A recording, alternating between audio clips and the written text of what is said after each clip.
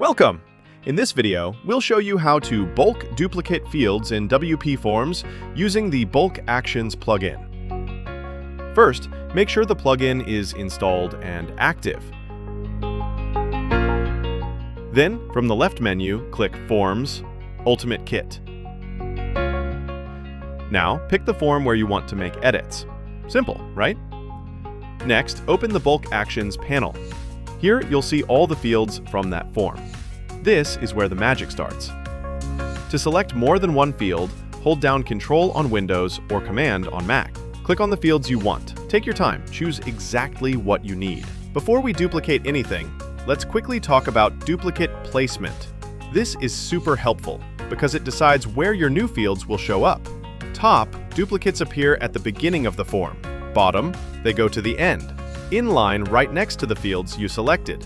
Now, click the Duplicate button. And just like that, your fields are copied. Everything comes over. Labels, choices, placeholders. Nothing is lost. See how much faster that is? When you're done, hit Save. That's it. Your changes are live.